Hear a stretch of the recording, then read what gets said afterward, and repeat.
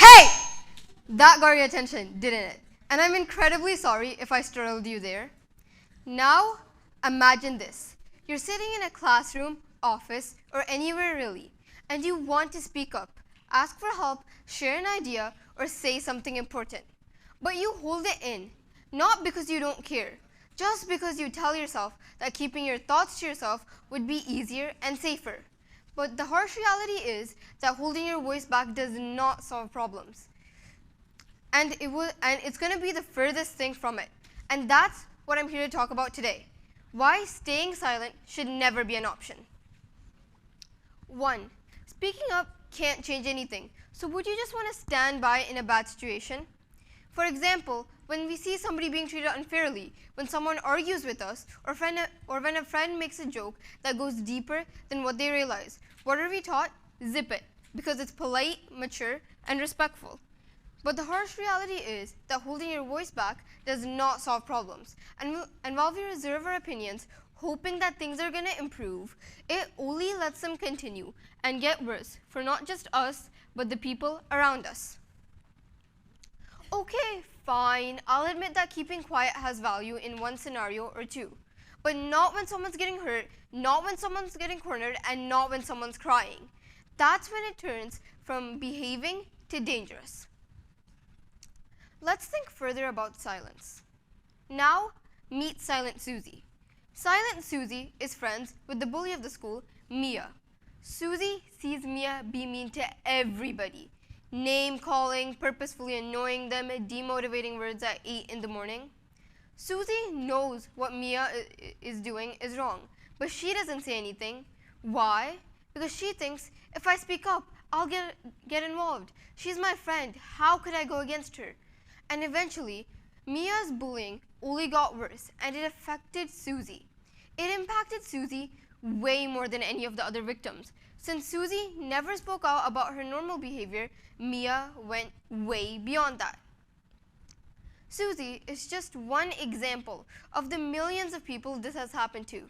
Or maybe just in a different font, because it happened to me too. I remember this one period of time at school, I was getting bullied, and I witnessed other people being victims of it too. And I wish I could tell you I stood up for myself and told them to back off. But I didn't say a word. I thought that if I remained passive, they'd go away or get bored. But they didn't. It only got worse, and they started calling me and other people racial slurs every chance they got. But did I use my voice to make a choice? No. I remember feeling so trapped, feeling helpless, even though the only help I needed was just a couple words coming out of my mouth. Let me share another example. One of my friends, Amina, once knew about a drama about her other friend, Leah.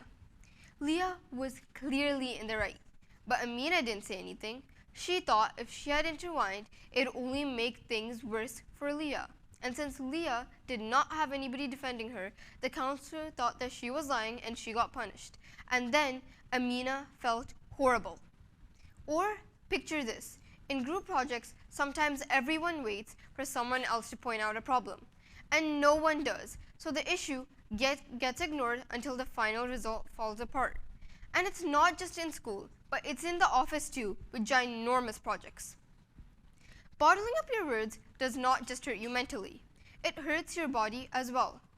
According to Psychology Today, when you suppress your emotions, your stress levels increase. And increased stress levels can weaken your immune system.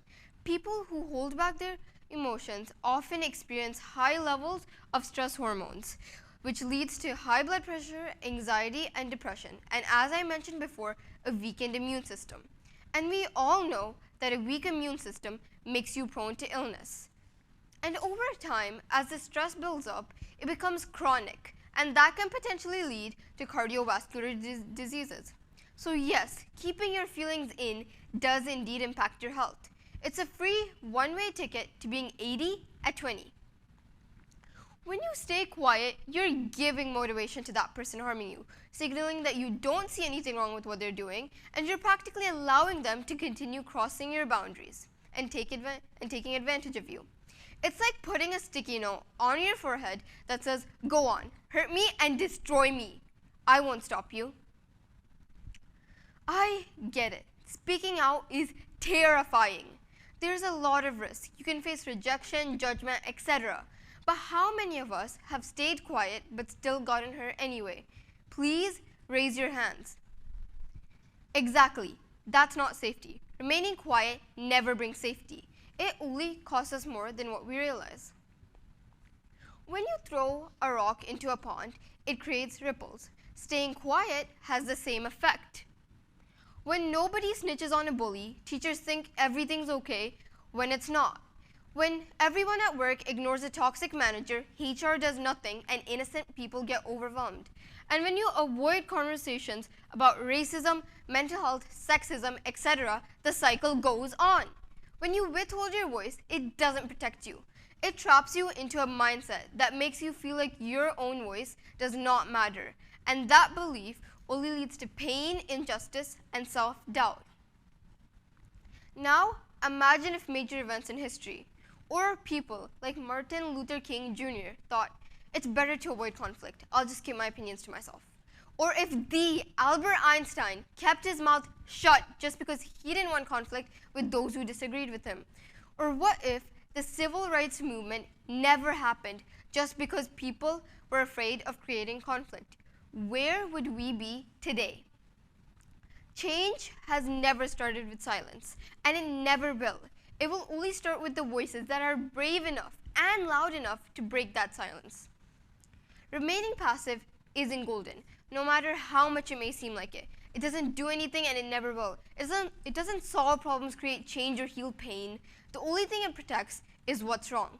Keeping silent will never save you. It'll cost you your health, power, and most importantly, your truth.